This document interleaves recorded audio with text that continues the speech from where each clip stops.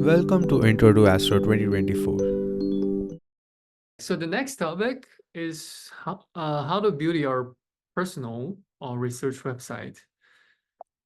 Um, before we talk about the details of how to build the website, let me first of all give you a few reasons why you should have a website in the first place. Well, in academic, a good personal website or research website usually goes a very long way in your scientific career. It can help you find potential collaborations or even help you land a job. So in general, a personal website is a good way for your fellow researchers or even future employer to learn more about you and your research. And the website is more interactive than the CV that Yaguang just talked about. You can include videos, you can include plots, you can include background stories about your research. And there's usually no limit to how much work you can put it there. And in your website, you can be more colloquial in explaining your research. You don't have to be very formal. You can explain everything in layman terms to capture a broader audience. And you can also put your past works in outreach or other collaborations. So if people are interested, for example, you can put a video about your research, for example, on YouTube, and if people are interested, they'll get into contact with you. This may include, potential future advisor. So in general, having a good personal website is a free advertisement for yourself, and it goes a long way in helping you in your science career. So what are some of the key things you should include in your personal website? Well, first of all, a clear, recent picture of yourself so that if people run into you in conferences, they can easily recognize you. And your basic contact information, for example, your email address, your mailing address, your office location if you have one, and your CV, of course. And you should put it somewhere obvious, maybe at the very front, and put a downloadable link so that the people can have the PDF version.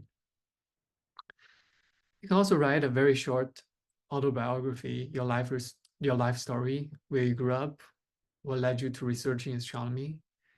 And you can also talk about your hobbies outside research. So some of the key things you should include also overlap with CV. For example, your publications, your research highlights. This may include your most recent paper. Or you can just showcase your general view of the current status of your field, what is known, what remains to be explored. What do you think are the most important questions? You can also upload recordings of your own talks. Effective communication in science is very important. You want to showcase you have that kind of skill. Finally, you can also link to some of the research profile, for example, your Google Scholar profile, or for example, your ADS profile that we talked about in week 1. So these are the most up-to-date record of your publication. Okay, so here's a list of some of the other things you can include on your personal website. I wouldn't go through all of them, but in just many of them overlap with the CV material that Yaguang just talked about. Okay, so how do we actually build a website? There are generally 2 ways. The first option is to use a commercial website building tool, for example, Wix.com or Squarespace.com. They're usually free to use and they're very easy to use. And but the key thing is sometimes they may ask you for a subscription to provide you with the domain and open your page to the public. The other option is to write your own HTML file. This is usually much more flexible, and actually it is easier than you think if you start with a good template. So here I provided you a link to a good website that contains many useful HTML5 templates. All you have to do is to find a good template you like and replace some of the text and figures in the templates, just as what Yagong just did earlier. But if you write your own HTML file, the downside is that you need a domain to host your personal website. Usually you can ask your school if they host web page on their department website, and they usually do. The other option is to use GitHub, and GitHub these days provide free domains for your website as long as you have a GitHub account. Okay.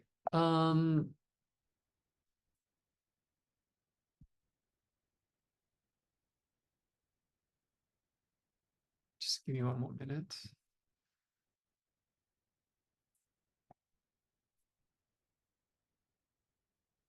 So let me share some of the website building tools that's available on the website, on the internet.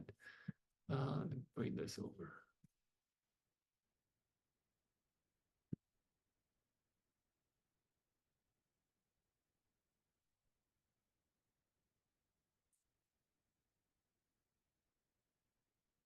Okay, so one website that's pretty easy to use is called Wix.com. And here is their homepage.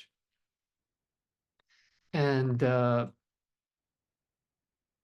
this is their user interface. So you can see this is very user friendly. You don't need to know coding. All you have to do, is drag, resize. For example, you can change your profile image. I've already uploaded mine, but you can upload your own image too by clicking the button here. And you can easily, just type your name here, type your current position, upload a CV, and put key messages here. So all of these look very similar to Microsoft Word or some of the more user-friendly interfaces. And you can have subpages. For example, here is the contact information. All these are click editable, it's very easy to use. And once you're done updating your website, you can click this publish button. And for Wix.com, there's usually a subscription, that you have to pay to host your website to the public. But if you use HTML and GitHub, then there's no such issue. Maybe we can check out my own website on GitHub.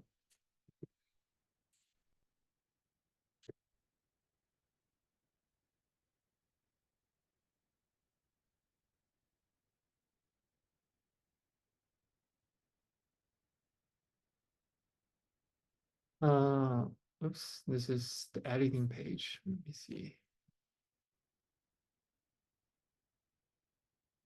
So this is what the backend looks like, just a series of HTML files and some of the images, the files, including a CV here.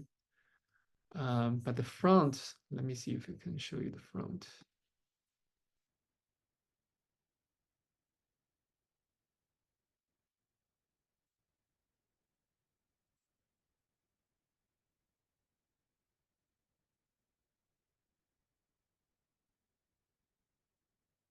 Yes, so the front looks something like this, having a picture of yourself, your name, your current position, short biography about what you do, and a clickable button for your CV, for example, here. If you click this, bring it to my CV, just as Yaguang showed. It's very convenient for the users. Or you can also embed links on your personal website. For example, currently work at the University of Hawaii, then you can link them on your personal website. And this page is actually my PhD advisor, Josh Win.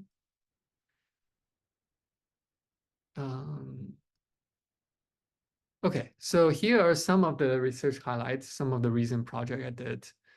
So you can upload your own images, and you can have separate web page explaining what you did. And you can also embed YouTube videos here to better explain your research. So as you can see, on your personal website, you can put a lot more plots or be more colloquial in the wording so that your research is accessible to wider audience.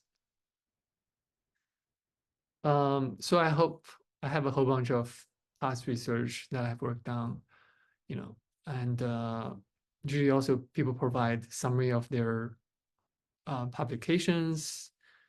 For example, we look at NASA ADS in week 1. You can actually build your own ADS profile and link it.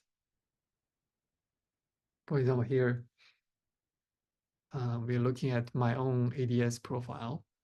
And so these are all the papers that I have been part of, and it shows you the number of, say, citations over the year. And people can easily access your latest publication this way. Yeah, so your community service and outreach events can also be captured here. For example, we have a link to Intro2Astro and some of the public talks I've given. Yeah, if you feel like it, you can even write a full bio for yourself, like where you grew up, where did you attend undergrad, things like that, and your hobbies, just to make yourself more relatable to people. And at the very end, you should also put some of your contact information. Register now on bit.ly/intro2astro2024.